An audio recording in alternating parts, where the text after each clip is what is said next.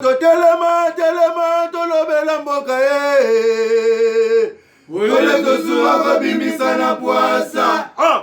Démocratique du Congo dans toutes les provinces, ces allées sengomengi po été bande ko na biso na libanda mboka bande ko diaspora bande ko bozwami na Europa, na Amerika, bozali belé ya solo, bozali pe na Afrika, bozali kolanda biso na bokebi po ete boyebi ete rendez-vous na bino mikolo nyonso lendo vendredi to betaka masolo ya Congo. Na ndenga bo mesano bande ko balandi zali sengo mingi po ete mikolo tozali ko partager plateau elongo na ba confrères journalistes pour na ko solisa oyo bazali ba invité na biso na tonga lelo to ko beta masolo na invité na biso o na ko présenter bino tout à l'heure. Il s'agit de l'honorable Charles Maningoy Bamba, élu de Kabinda et longo na etobeta masolo azali moko ya FDCA azali na union sacrée bandeko balandi tokolobela nini tokolobela situation à l'est de la République démocratique du Congo boyebi ete mokonzamboka utaki kozala na Nairobi après conclave na bango il y a eu des résolutions. Qu'est-ce qui s'est passé pour être leloyo bandeko ba yoka na ete ya solo force militaire régional ezala moko oyo koki ko tia kimia na est kasi na kati ya force wana tozali ko retrouver pe lisusu Rwanda na kati ya masolo bandake bandeko balingi sute likambo ya Rwanda situation bandeko na biso ya est après état de siège ezali kokoba se kokoba tolobaki ete ba kelimibeko oyo ba projera toujours situation ya état de siège na République démocratique du Congo sengeli to sona bango na ndenge masolo ezali kokoba makama mpona mina 2023 il y a des députés ba ko kansani ni est-ce que c'est ni ala ko milenge na solo po ete to koyoka situation oyo e ko biso na risque mapona mi ezala te nazali ngai mo côté nazali na ba confrères journalistes d'abord na opesi na nombote na invité na biso. Merci mingi mbote na bino pe esengo ndebo ya minga na plateau na bino na tongo lelo nzamba zoloku. Nazali ngai moko te nazali na DG à Wemsa télévision bazala na Paul Tosso na pesi mbote. Merci beaucoup. On a participé honorable Mbote. Mbote ndeko na question de balobi bujano. Eyo. Très OK la vision bilo. Merci na batunyo so bozuli kama ya kotala biso. Des fois coureza te botie moi 2 litres 1 litre bolobi bozela bozwa biloko honorable bozwa biloko. C'est big city. Merci beaucoup. Tozali na Frida Mujula RTNC2 et l'on a péto beta masolo mbote mona mboka. Mbote ndeko Flavien, mbote na invité la biso alelo honorable Manilu Bamba na cadre kaka ya masolo ya mboka toujours continuer na ko beta masolo ya mboka na biso. Merci. Voilà dans de jeu honorable Bosso va prendre Sango pendant 60 minutes l'on a yo en direct va Rolanda yo à travers le monde. Tokolinga to pendant nous boni santé ya regroupement politique na bino AFDC puis parti politique AFDCA. AFDCA, regroupement politique, et puis parti politique AFDC, merci beaucoup pour notre parti Nabiso parti politique AFDC. Eza nzoto eza kolongono, toza nabiso bien, santé ezali malamu, makambo pezo kende ndenge longobani, ndenge nzamba zolinga makambo etambola ndenge zo tambolela, et puis surtout bakisi a lokola balien nabiso toza na bango elongo kaka. Ya ko kabwana ezalité ya facilité bati lukwebo après ko bakilimibe ko bino ba député bien que yo zali na ngambo ba wona te balinga ba betaye. Est-ce que le moral de Zonga, professeur moral de Zonga? Oui, professeur moral de Zonga, to ebi ke azamoto amesana makonga utakala. Mais en tant que mobali ba français ba lobini l'homme se mesure devant des obstacles, non? Oui, à ça mesurer à se mesurer ba obstacle belé, moral et ce qui taki na normalement. Kuto yengeleki to dimanche uti olega tozaki na réunion na ye to solola ki mezali nango. Bon, quand même moi ba regret monsieur zalaki ya ben compréhension ba makam monsieur sika bato bazali se ko sezanga te, mais azane bien sans problème. Voilà, question la situation ya sécurité à est Frida Mujala. Moi na mboka honorable Charlemagne, avant on a tout une question ya makam sécurité à est. Moi mutuna na concernant makam kaka ya président na bino baati. La fois passée tout le monde qui balanda qui balinga ki ba beta e ndenge mwana mboka ndeko Flavien lobi bino ba député na ye sala ki bino ndenge nini biso ba député sala ki passe parce que okoyi kondimate que tata na yo ba attaquer na mutu mususu e ko sepelisa yote eza lokola yo mo Kristo outi kote ya ozongi ndako kuti mutu moko azobeta mama na to tata no motema ni ozande ndenge komela ki biso mais bon eza be fait c'est comme qui tokoloka ka réparation omoni bato misusu balinga ko agir sous masse mais sans comprendre quelque chose. Voilà. Na cadre kaka ya mutuna yango. Tango bomona kibilili wana. Et ça la kibino bien. Est-ce que vous aurez peu de temps pour voir nana mon conseil na bino ko pesa ba conseil na likambo ele kana ki wana. Est-ce que ça qui na raison bien ça nato? Non non. OK, na to lo bati. To zaki ne dimanche, to solo la ki na kati ya famille, tata asolo na bana na ye. Bana balakisi mais contentement o yoka ko za temps mususu. Puis ce que moni c'est que ça bongo c'est que moi likambo ko yoka ko za les alaki. Nde pour ça ki bato basala bongo. Ben tata lobby bana pe ba lobby et puis to faire passer l'éponge pendant pour réparer prochainement bosotolong ya lolengi wane ko masute. To lobela likambo etali ya est bande ko na biso bazali ko kufa siko kufa. Gouvernement zolo bakino bazo travailler ici dans likambo yango. Mais yo en tant que député national, boto travailler mais entre-temps bato mususu bazali ko kufa. Likansino ezali la soie. Oui, tant balobi bazako travailler yango, c'est-à-dire bazako luka lolenge nini to méthode nini de façon que kimia ezonga totalement. Bande ko kukufa moto ako sepela te ke ba yaye bakufa. Moto ata moto ako sepela ke ba yaye bakufa, ba yaye ba mona pasité. Ezo sabiso pas na mitema. Ya biso tozo senga toujours na gouvernement de façon que ameka ko nyata moi pédale ko accélérer de façon que ba solution et mona na un peu rapidement pour na kimia côté la bande ko na biso.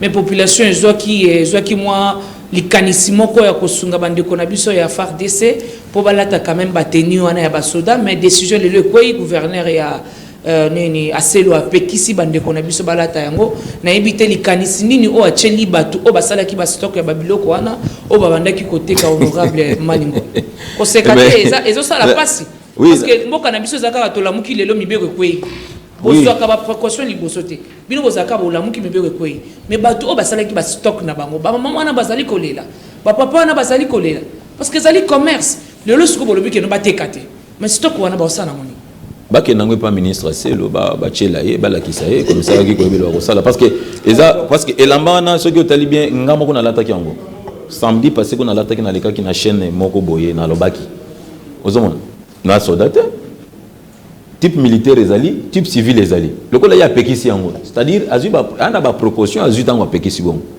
puis ce qui bongo il fallait qu'il bosso batika ba to balata kan ba pekisa ba oyo baza ko exploiter ko comment ko importer yango lokola ya pekisi ba mama batata bana memling bozo yango boke n'est pas ministre botikela yi imoko za solution na yango. Merci beaucoup honorable Lunga. Merci. Oloba bien. Oloba mutana suki apemba za mayele belé. Merci beaucoup. Tozongi moké. Olobi yo pe lokola na bakiki oche fufu to ezaka non normal et naturel. Ah OK. Merci.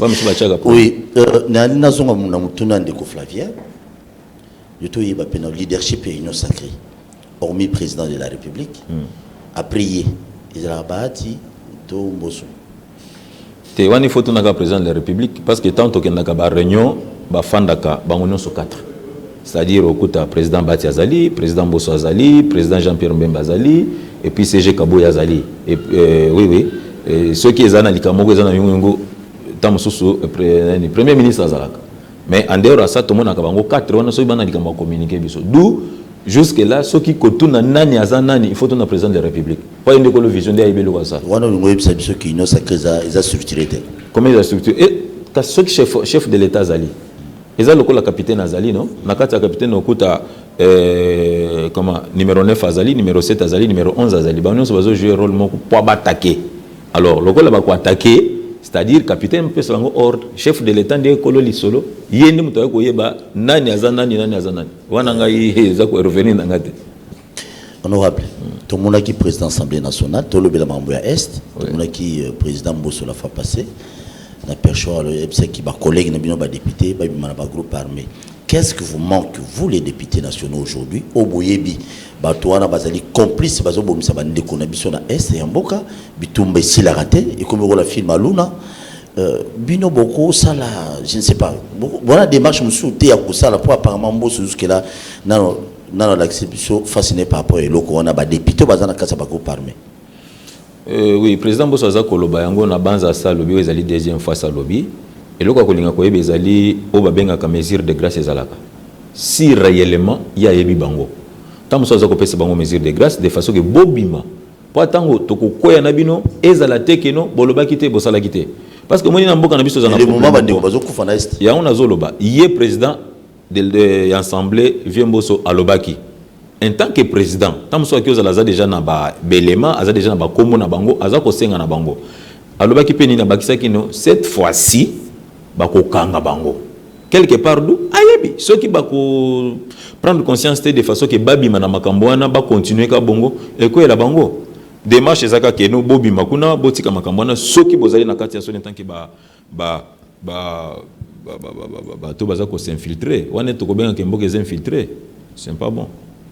Gestion Assemblée nationale, tu en trouves comment pour l'intérêt du peuple congolais? C'est la fin.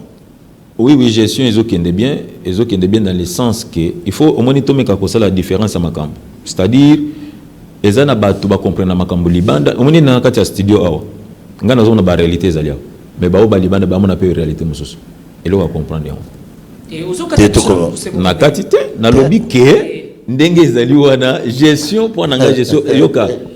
Mais apparemment depuis aux autres ba question na mikusa na mikusa ke mulaite pour mais pas na pesa bino tambo non honorable exprime-toi honorable non pas na pesa bino tambo poser ba question exprime-toi honorable je m'explique ya na zolo banaza ko s'expliquer eloni fini na kati na lobby boy l'Assemblée nationale l'Assemblée nationale Viemboso ce que zo nanga na parler bazoto nanga question nazo répondre bango boy olobaki na bango ba oyo ba collègue ba na kati ya ba groupe armé babima ceux qui bazo bimate ba ko kanga bango ba journaliste balingi et s'accélérer peuple congolais lobby et s'accélérer pas ba o bazakuna ba kangama pour na kimia ekota batuninga deuxième question ba lobby gestion assemblée nationale yana zo babo président gestion assemblée nationale pour na biso ba etwa na kati kuna ezabie parce que makamno so zota ezabie bolingi zande police a débat peut bien mais oui après ça comme mutunyo so parole loi électorale de musale la ngopé déjà pena bien banani ba yaki ko proposer biso la électorale te biso ndeto tuna mituna kasi ana zozo ngisela yo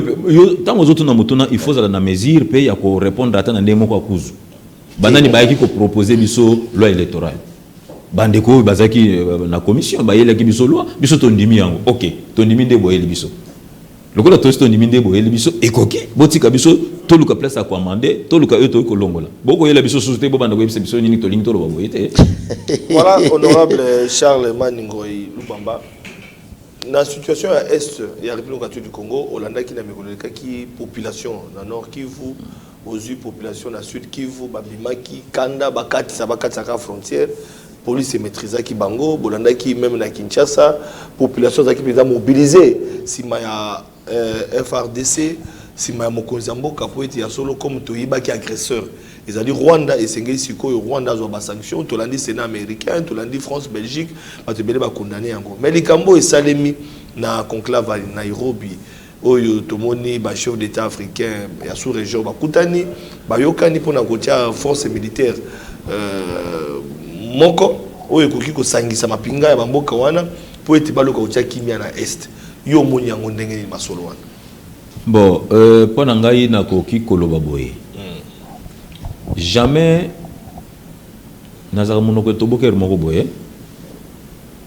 eza Rwanda te moto akiosaka na biso te na utoloba ke oza libanda ozozonga kuti bazo beta tata na yo pe mama na yo même ndeko no mwasi mobile osepela te o Rwanda zo sala wana biso ko sepela te Congolais ta moko ta osepela na likambwana vraiment toza na rencontre et ceux qui ba paya ba américain ba français ba anglais ba s'ingérer na kati pona ba keno ba condamner yango OK bango ne bapuyaka bango wana ne bapuyaka bango il faut baza na mesure ya kopesa sanction kuna na ko yebiso lomoko poni biso bapesa biso mbaruko eza lokolo kuti bana mi bazo bunda okangi moko maboko zoka bola mususu tiki ye intention ezani on a beta mususu adu biso bapesa biso mbaruko poni Rwanda beta biso ça ba monisco population bandi ko s'agiter nde balingi basani on condamne vous comprenez bon nzambe kaka ndi muto ayebi mboko eza alors monsieur totika nasilisa boloba ke nazo kene mikusa d'accord chama virgule wana koloba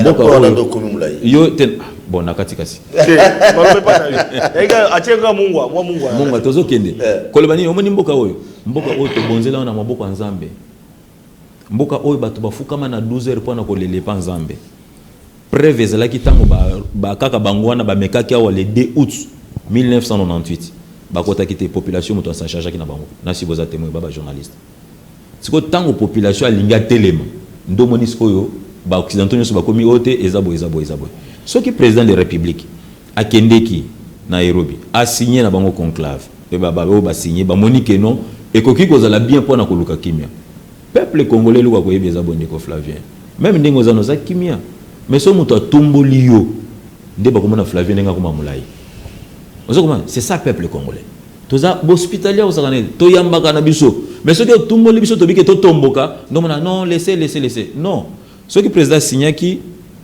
c'est que quelque part amonaki que non eza sérieux mais ceux qui va trahir na signature na ye ba trahir po ba mona ceux qui ndeni wana peuple a ko s'en charger mais yambona pesa maloba na moni Frida nga putu na mutuna mais côté mosusu pona tika ki oloba na yo kana makanisi na yo mais opinion ekolanda population ekolanda mingi baza déçu baza déçu pourquoi pour balinga ki mokonza mboka po lelo to baki agresseur lo bezala ki M23 mais tant que moni ba communauté internationale ba nyonso ba yo comprendre lutundu asali musala na e ba tous ba moni musala ngi salemi et que lelo agresseur ayebani na ba preuve deux militaires rwandais bakangaki et comme Rwanda mais ba chef de l'état ba kokutana population za déçu pourquoi parce que dans cela et pas de conflit Tshisekedi tango ba okonde kuna batanga Rwanda et que ba yeba que non Rwanda ndas agresseur et que même na ba force militaire régionale Rwanda cause la té mais telle la résolution na bango Rwanda cause na kati donc bato ba ko bundisa biso bango pe ba ko ya po ba sécuriser biso to ko ebaté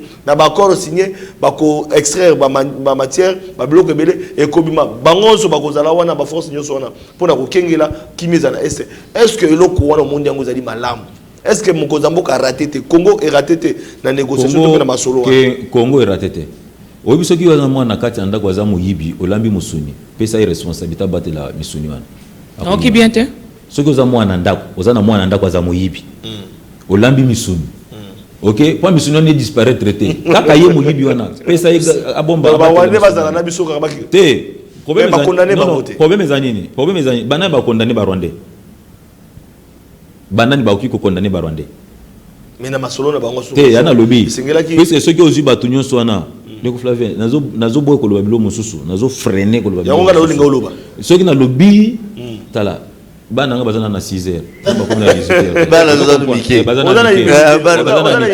bazana zolo ba bazana immunité oui bien sûr mais lisa c'est en immunité et que bima pe botoyo et olali et côté la wana boko loba makambo za yana zo ba ke population akolanda population mingi majote ba déçu population comme na Rwanda kota so pas que zena biso lomoko omoni sagesse oyo ndeko Félix Azanango moto akiko comprendre ngote parce que Nzambe a permettre yo koma mukonzi ya esika moko boy ana sagesse moko boy ache tomitika nano tokotana na sagesse wan tokende netozokende Frida Mon mboka honorable Maningoi, likanisi na ezali nini concernant ba Congolais bazali ko senga na chef de l'état na kanda na pasi na mutema ke chef de l'état fallait qu'il y akata ba relation diplomatique na Rwanda.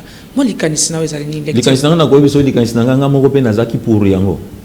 Mo ozali soute. Non, yoka nazali ceux qui chef a eu décision. Yende papa na biso. To ko imposer te. Ezali ko le bono te mais la papa mena katanda.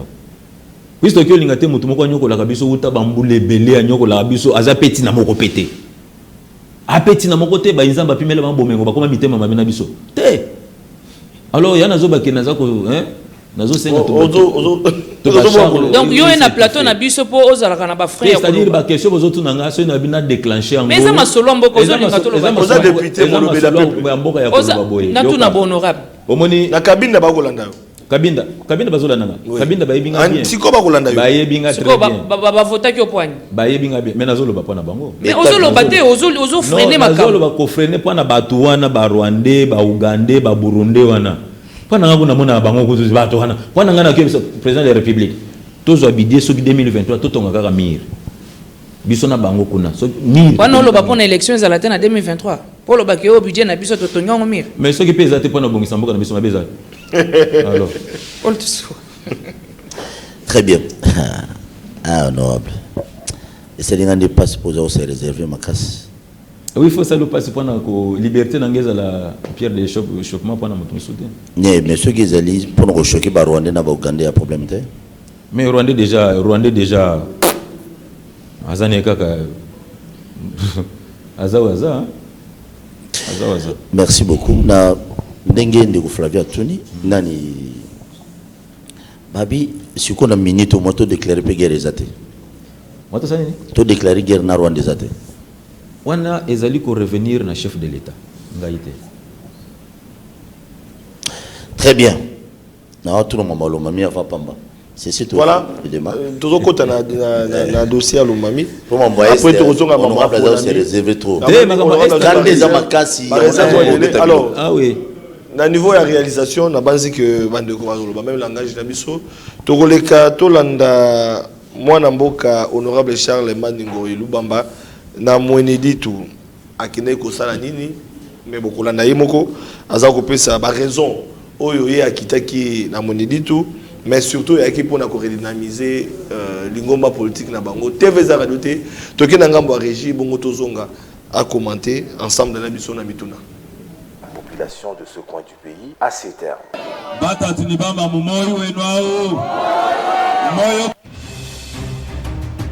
Dans le cadre de la redynamisation du parti politique AFDC de l'honorable président du Sénat Bahati Lukwebo, les députés national Charlemagne Lubamba a effectué un voyage de 2 jours à Mweneditu dans la province de Lomami.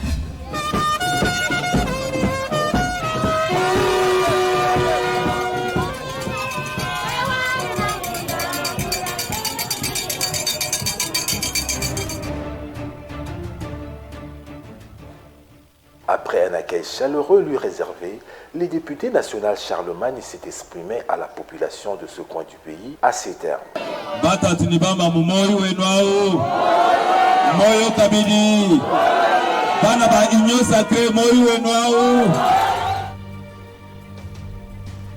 Bien après cette adresse, le leader du peuple Charlemagne a brossé en quelques lignes les raisons de sa descente à Mweneditu. Je suis ici dans une mission spéciale envoyée par notre autorité morale, le président du Sénat, le professeur Bahati Lukwebo, qui m'a envoyé d'abord pour voir la vie de Mweneditu et chercher à redynamiser notre parti, l'AFDCA. Je suis très content. Vraiment, je suis ravi. Je félicite Maman Sylvie, sous-fédérale, et son fédéral Jean-Paul Kalonda. Vraiment, je dis merci. Je suis là pour essayer de parler avec eux, savoir quelles sont leurs difficultés, afin qu'on puisse amener là où on peut chercher à trouver la solution. Parce qu'on sait que dans notre espace, Kasaï en général et en particulier la province de Lomami souffre de beaucoup de choses. On ne peut pas rester bras croisés. Il faut quand même qu'on vienne à la source pour voir ce qui se passe. Même à l'Assemblée nationale, quand vous donnez les rapports, vous donnez les rapports concrets. Quand on parle de l'Union sacrée, on voit les chefs de l'État. C'est lui le maître de l'Union sacrée. On doit toujours approuver ce que les chefs demandent pour accompagner sa vision. Toute la population qui ne sont pas dans des partis politiques, qu'ils viennent à l'AFDC. La deuxième journée de son séjour à Mweneditu a été consacrée par une visite au siège de l'AFDC qui s'en est suivie d'un échange dans la soirée avec le membre du parti. Il faut par ailleurs signaler que plusieurs habitants de Mweneditu ont adhéré massivement à l'AFDC.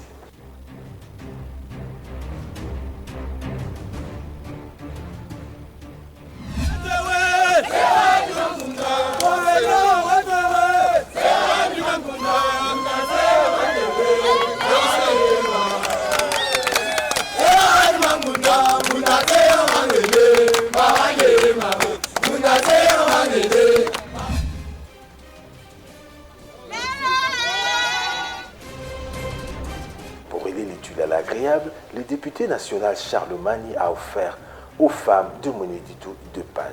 Les équipes de football locales ont bénéficié de leur part des équipements sportifs.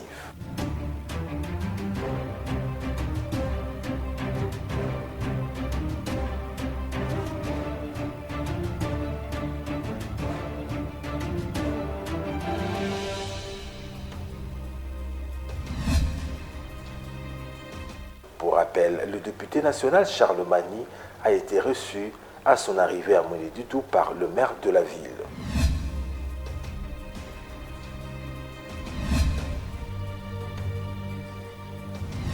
Avec caméra, c'est pour trouver Badibima. Shadari Wanyeni, Seni, Amba, Utudi Basungula Amba, Seni kwamba anu Felix Yudi Fum Minu ibiji mulu Nedwa mulu Netulonda bukula bubwanga Watashi tubulonda mudinga tulonda dilor Tulonda butuku tulonda mumu Nashaba salayini bapeta Jifutu kumpala wajib Chadari nyawanyem Foyulu nyawanyem jitunge jinja Felix wetu tetu ni AFDC bahati kiutu dine honorable.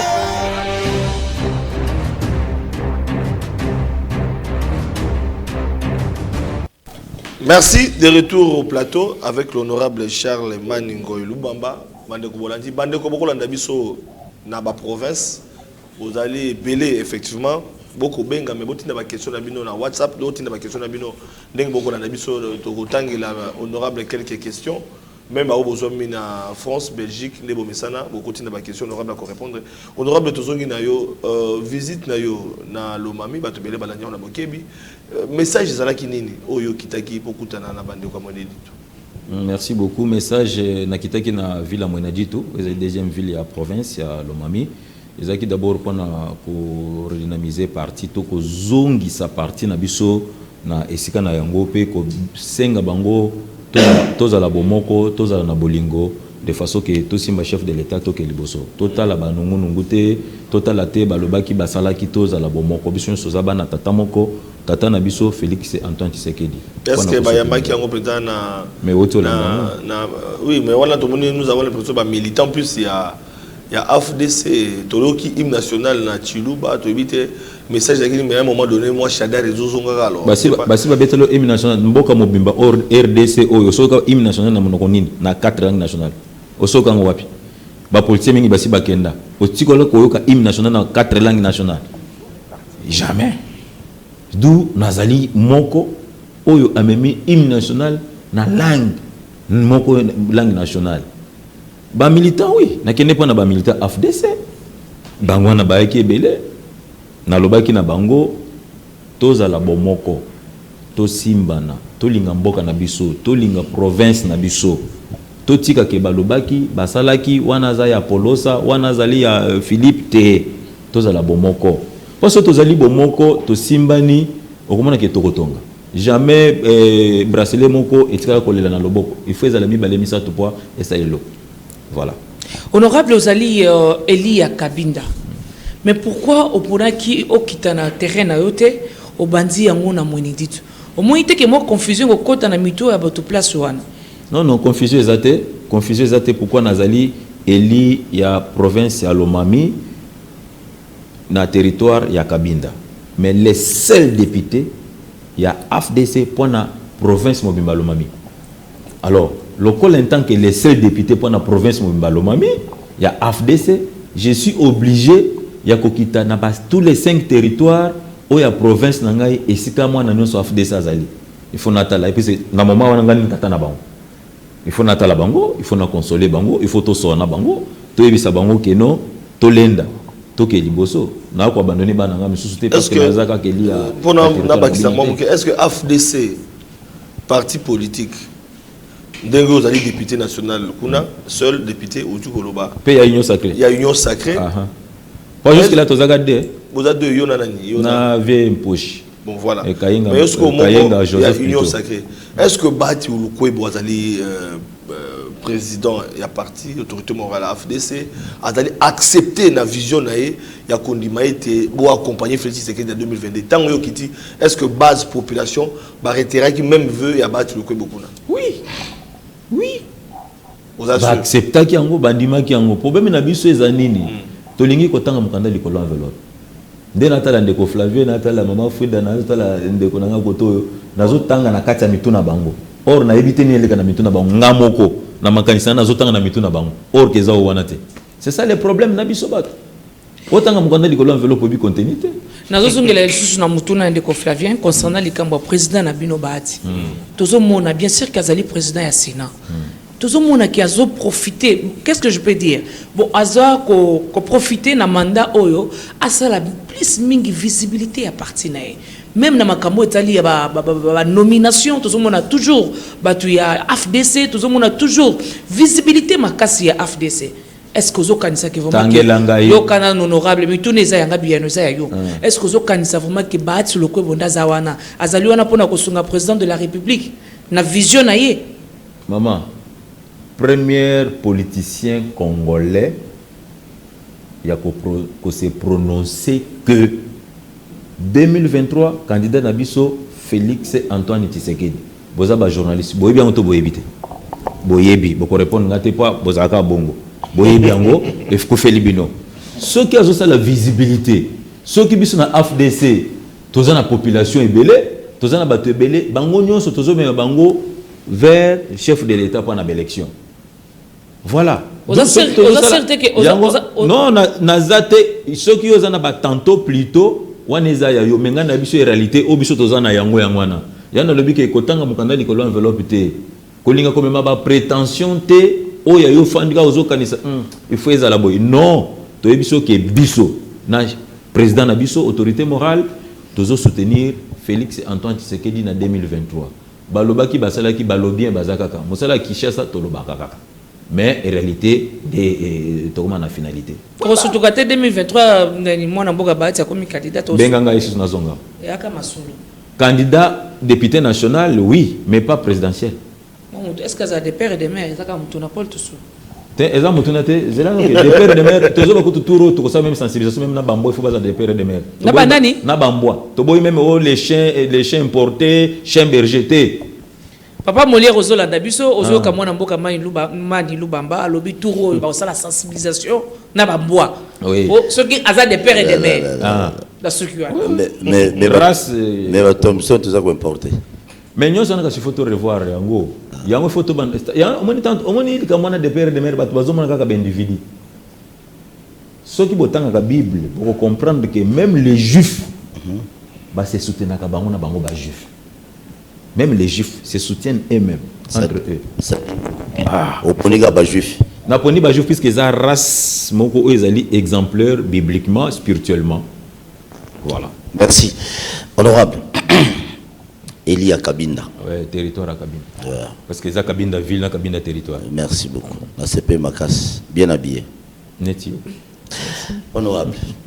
Tout le monde a élection au Makuna parmi les provinces où il va contester l'élection. Il y a qui n'ont pas élection qui m'a mingité. Tu veux qu'on ait quoi je crois comme on est qui mangaï. Nathan Ilunga. Nathan Ilunga, oui. Nathan Ilunga. Mais ma vie va te belé par l'ingéité. On se pose des questions.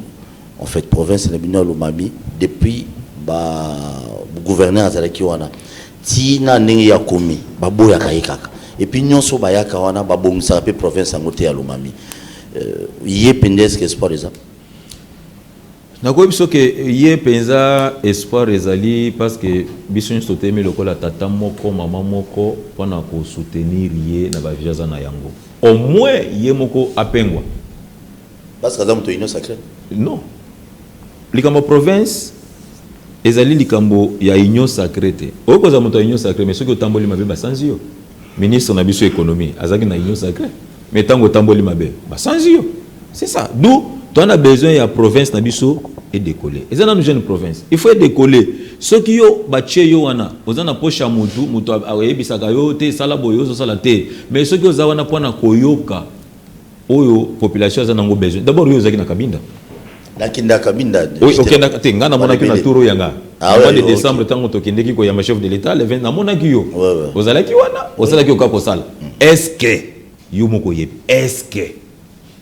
Est-ce que Koki aux la normal pédigne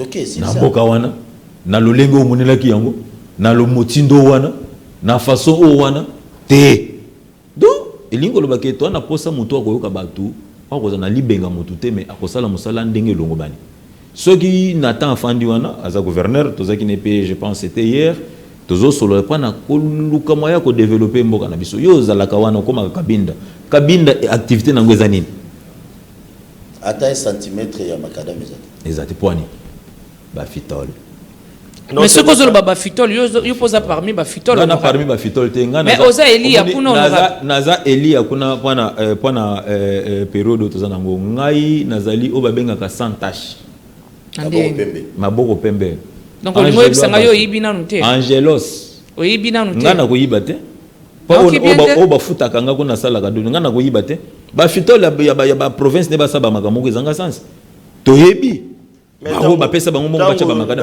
biloko na kutepesa ngakanda kabila pesa nga mongo bacha makada lokolo solo balikambo kabila nazongela mutu na ebi tika na silisa bapesa ka mongo basala banzela oya 35 km sike beba makasi basalaka yo kendanga mbona basalaka okoloba ke kabila zama bena batwana yangwana bobungisa nzela kuna chef de l'état bunga lokolo lobi to loba makambo nzela yangwana na descente chef de l'état bobungisa nzela ba chef coutumier bosali ba cérémonie na bino comme nani mwana mboka Félix abunga nzela pour comme pana bino nazali awa pona koloba oya lumamina ono sobokotunanga mais yango eze lumamina on ko répondre yoke biso to bungisaka ba rwandais oyo ba kokotaka pona ko attaquer mboka to bungisaka ba chef coutumier na bosen komona bazali ebele na kyotangelo bazali ebele ba to bungisaka bango boyebi to bungisaka bango babungi bakomi ata mbujuma ite soki tembe boto na vie Charles Lokoto azaka serwana je pense gouverneur tonini bo boto na vie Charles Lokoto babungaka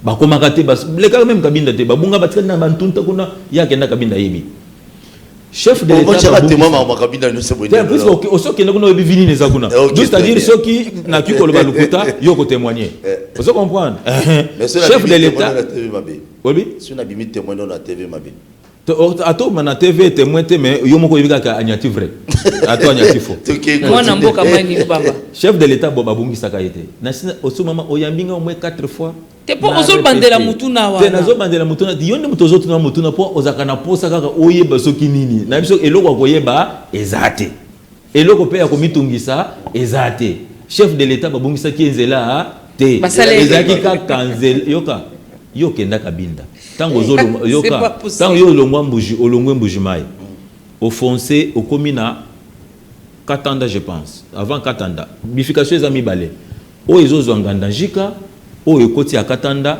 ekei kabinda distance on a un sens à katanda eza 150 km au parcourir pendant 3 heures du temps 4 heures du temps parce que nzelango ba yinango ekota na makadamte utabe jatika ba yebisi chef de l'état fana na kati est-ce nzela ba okende ya yebio bao bazaki bazapi na posa keno akende penzela wana yanga ndajika akende contourner à traverser bac et ça nzela banda ko utiliser vers les années 1950 quelques et comment nango impraticable mais ba profiter le la chef foyer à mon appel côté wana c'était ça ezaki te babongisa chef de l'état c'est bien OK honorable na besoin kita muke asi bo comprendre ce question na si rekozonga za sauter na besoin kita muke poto kende bien ozo suka te honorable dis-nous un peu au lobby, n'a pas ma casse pour lobby, aux Akina gouverneur, le nouveau gouverneur élu, il y a le Mami lobby, bêta qui n'est ma solo belé pendant le développement.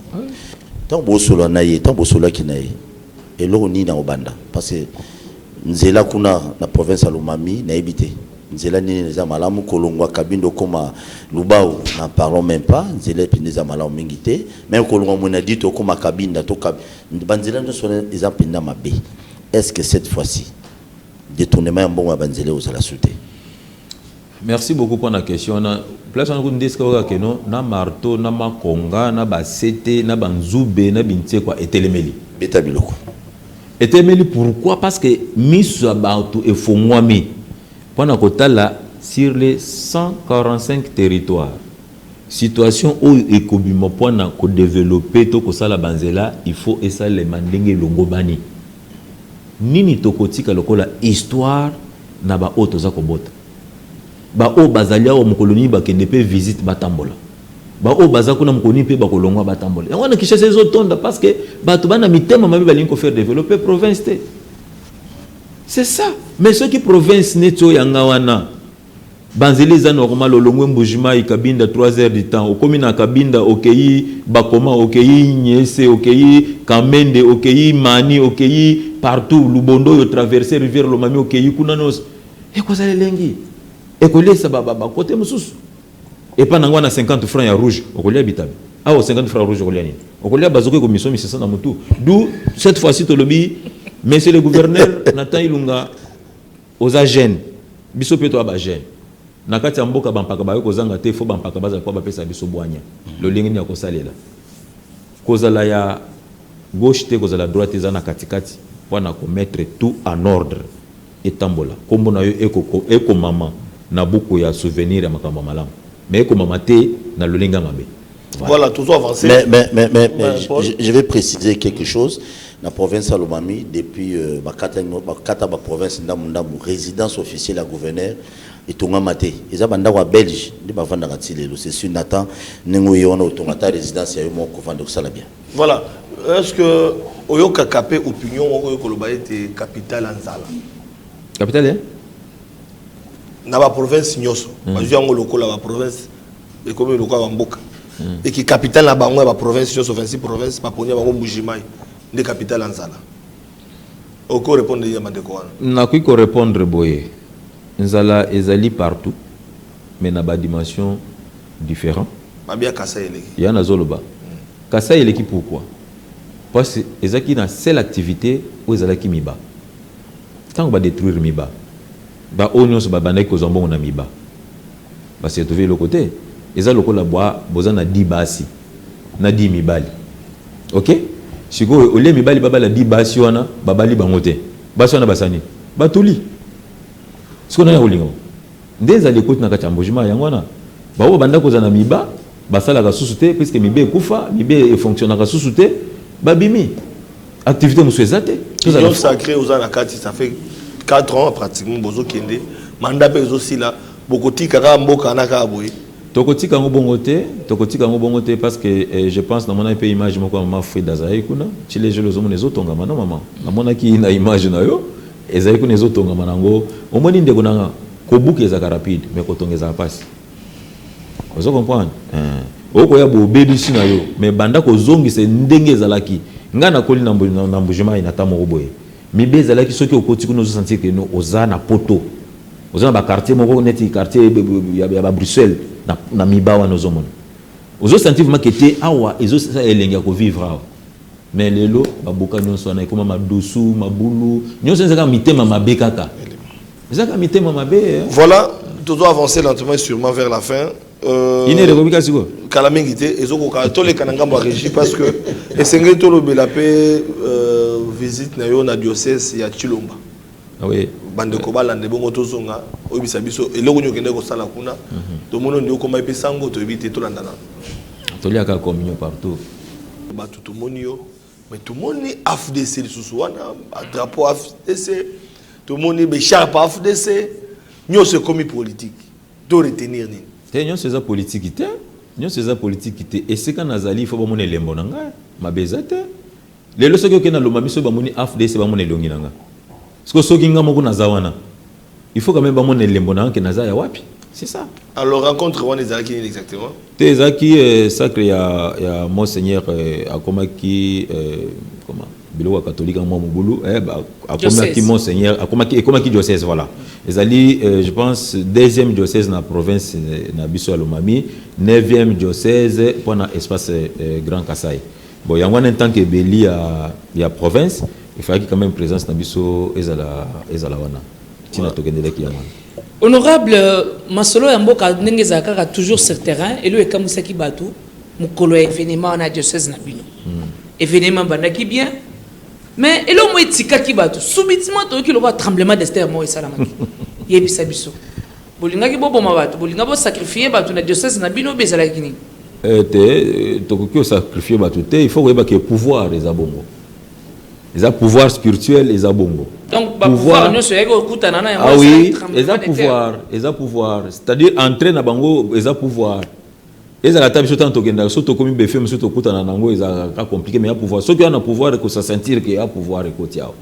Ils ont pouvoir, ils ont n'ont pas bon mabatute. La qui c'est que non, parti non c'est ça, il y a pouvoir. Ceux qui ont des pouvoir honorable, n'aimez que ça l'omami, bino réputation, bino déjà kenda, vous avez battu ya bagua trop. Nabibo, ceux qui ont des pouvoir. Mais pourquoi tant au tremblement de terre on est salami? Subitement tout le monde nyoka so sauter le comme le roi pigeon. Oui, bah signification nyoka. Ngane na autonomie tuna. ozana pona oyanolanga ya nazo biso nyoka abimaki na ye abandi ko sauter likolo bino na se qu'est-ce qui s'est passé d'abord nyoka kimaka bato nyoka kimaka bato mais mukolo wana nyoka kimi bato kasi nyoka kimaka bato bato pe bakimaka nyoka kimi bato amati likolo ya zeta zoke na ko pumba luka place nye ya ye ko pemene bato pe bazokima nyoka zokima bato de azanya mati azekela mwazambe honorable nazomona que zo répondre biso bien te na répondre eza makambo o bazolanda o et pas balanda émission masolo ya mboka kaka les mêmes jours wana événement salamaki misatu etikaki bato tremblement de terre likambo nyoka accident moko salamaki wana accident wana to comprendre ki yango te subitement motu ke telemi motu ke peli moto bato musu bakufi te omoni accident ezali à des fois imprudence en chauffeur omoni ba côté na biso ce qui est vrai ba taxi kuna ezali ba vélo ba vélo ba moto bi moto boyebi bana moto nde ba pusaka boyebi bana ba vélo nde ba pusaka bon chauffeur abanda koya azaki na lire nini nazaki sur place te pour na yeba est-ce azaki na vitesse excès ou quoi na yebite en plus zela wana na poussière ce que l'équipe poussière komata ce que na sima okomona te entre yo na voiture ezo keno nini ezana katikati alors ce qui s'est passé na ko le batam susu imprudence à chauffeur a dévié koto linga kende koto akeko tuta ba bandeko bazaki na ba nini bazaki na ba vélo ba utaki na ba manyoko na bango na ba miloko teka mais bon loko la population ermoko linga ko se rendre justice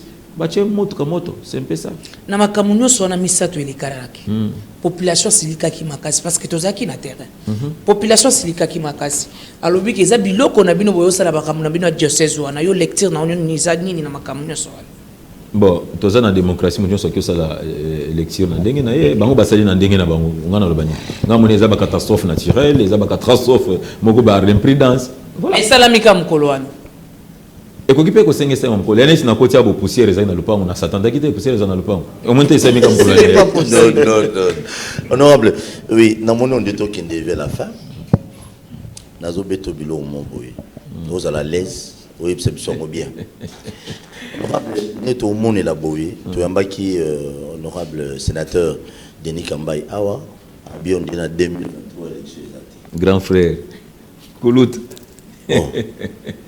c'est beau hein c'est beau na pese moto ko ovier tu to ovier mo pese vie lumanu beau to na kusemi élection en 2023 élection en 2023 ezali ce qui est égalité peuple congolais ton avantage ya bino ba politicien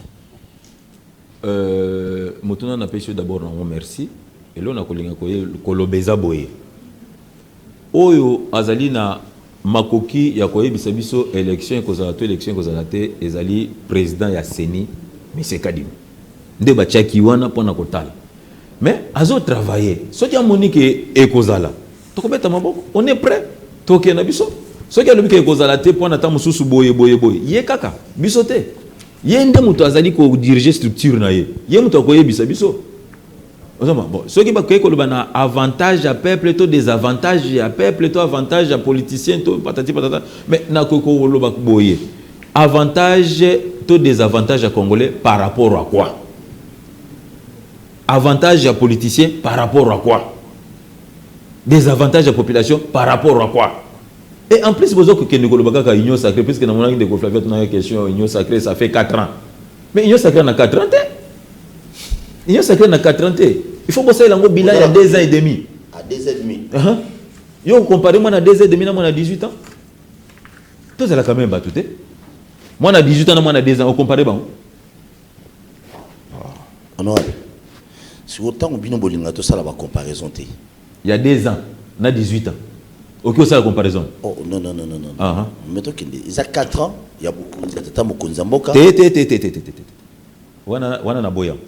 Nande 4 ans wana avec bakoka jambe au contango. Ceux qui n'ont pas ça, bon, tous la franc. 4 ans avec bakoka jambe, 4 ans avec ba problème. Au conseil le bilan motonde. Moi tout ça la bilan exact. Exact. Ce bolingi bossa le bilan topé ça y est 5 ekok. Voilà. Na renouvelable. Moi na mboka ça dit auto longoli pembeni 2 ans na bochango. To comme na suka mes questions uzanga parce que population bako la discussion na Kembi papa sentinelle il est toujours à l'andela mambezo le kapona ko la musamakambo bato babosani nazali awa na décision ya feuille de route ya procès électoral signé par l'actuel Kadima yango feuille de route na bango ba Congomani bala nanga na bokebi. La feuille de route oya seni pour na mapona mais ça en 2023.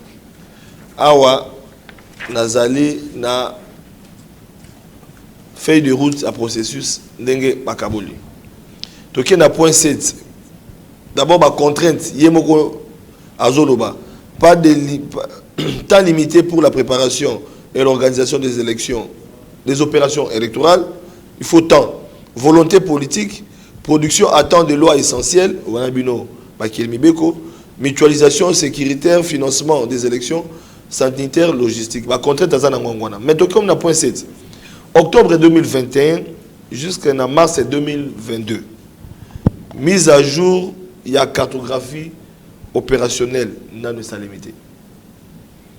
Tokei na point 8, place où on a Vandeli.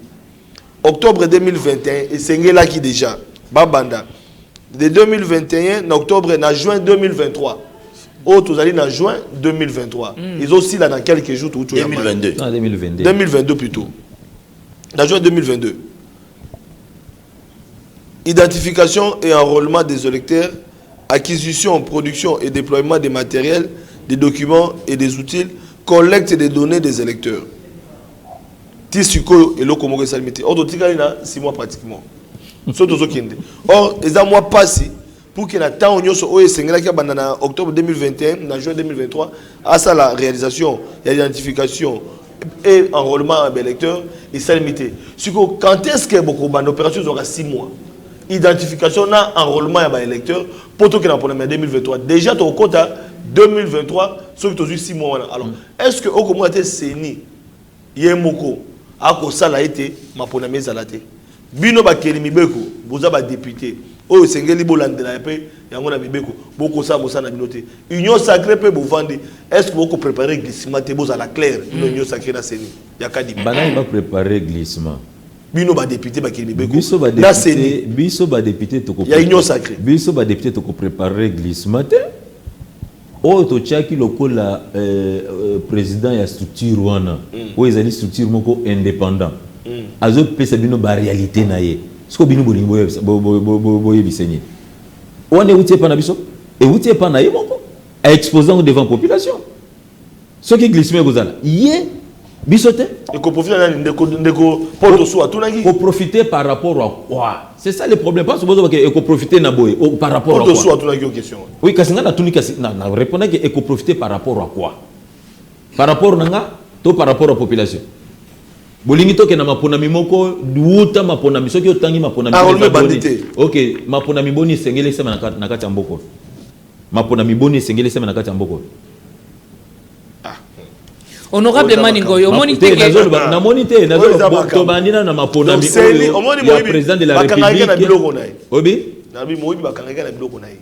Au fait des routes à Séni, il y a des contraintes. Parmi les contraintes, le gouvernement fait des appels à ma coquille. Il y a des députés qui ont interpellé. Pour les interpeller, le ministre de la Finance, Colin de la Paix, même il y a mon candidat Séni. Pour la Boyeba. Maintenant, le ministre intérieur, vice-premier ministre intérieur. Mais il y a le calendrier, il y a Séni. Élection au Yugo le matin en 2023. Déjà. Yango okopé sanga yango. À moins qu'il y ait volonté politique. Au moins, ceux qui ont tali session autorité aussi lisa. Les accessions moi quoi c'est quoi ça au sarnati. OK, peut couper mal sous. Eh ben tu peux mater 3 mois. Toi banyam. Pour landela sko c'est ni. Toi banyam. To landele te pour septembre yango ezoya. Nani pe mater, yo pe mater. Au moins teke bande ko na biso la muka. Au moins teke bande ko na biso la muka bazaki na raison ya koboya kadimi. Izana biso le mongo. Au moins teke bazaki na raison. Na pese bande ko na biso la muka na batu na biso ya FCC baboya ki. Na lobi. Parce que bayeba ki azali mutu na bino inyo sacré ko manipuler. OK, na lobi boye. Malumal baboya gete. Baboya gaye. Ozawana pour répondre biso. Je dois répondre bino avec exemple. Yo mo mitu na mi pesa. Yo mo mitu na pesa. Ngana zo répondre bino. Malumal baboya gaye. N'est-ce pas? Ngoyi mulunda yawa afingi na batu misusu. Bakolela monoko mboka. Baboya gaye pe. E tokena nani nanga. Aye baboya gaye. Oyo pa ye baboyiye. Ozola nanga boboya kaka bato. Kasi boya na ba oyo bino bosete. Te omoni teke ba oyo bazaki na raison na boko boya. Lamuka wana balala ki na mbeto. Uta balamuka bafanda. Nanu batelema te po batambola.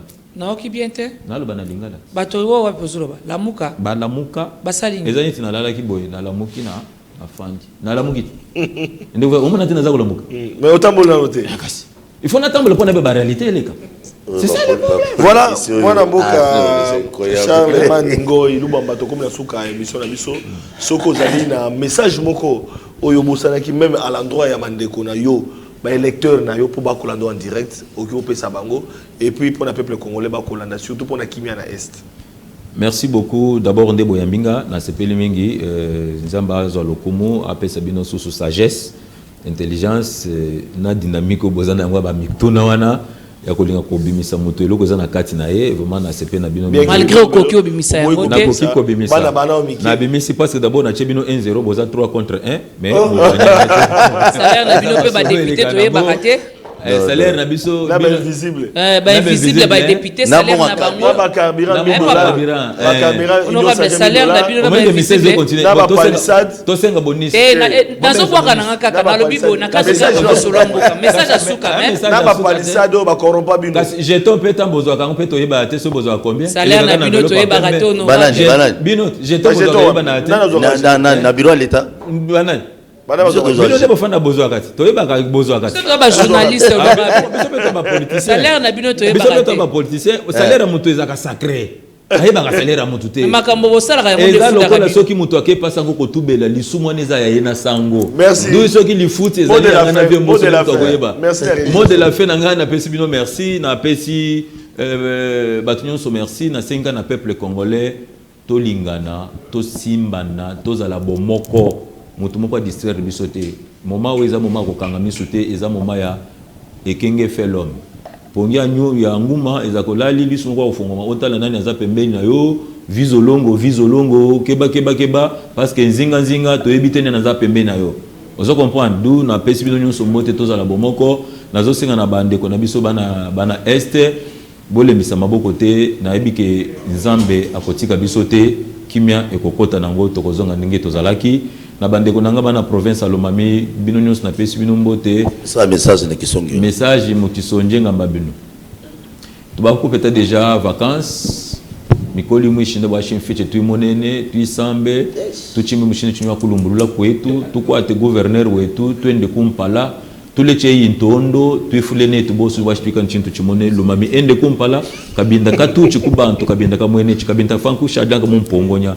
tuleche yibubi tuleche bibubi mpongo tubako mpongo bana betu bonso ba mo province olumami mo ino ambela bwani tunanga na ite bonso tukwatanga na ite tukwata mfumo ajito mumika bwani tuyete ndenda kumpala to munu dike nga ja hichika ji nyuma bwani nzambi wa mulu na tokopla bien songe dimuna ngabikola bye. Voilà, merci na honorable Charles matondo mingi na mwana mboka Frida Mujula RTNC2 Perfect Télévision na base bakolanda biso et puis to suki si na DG ya Wemsa wapi bakolanda biso susu ya koleka Paul Toussoua to kabwani awa rediffusion awa na PES TV na 19h30 p na ba chaîne oyo na utukutanga Perfect Télévision RTNC2 p Wemsa Télévision to kutana bino pe to sengi merci na équipe technique matondo mingi to kabwani na Congo to tele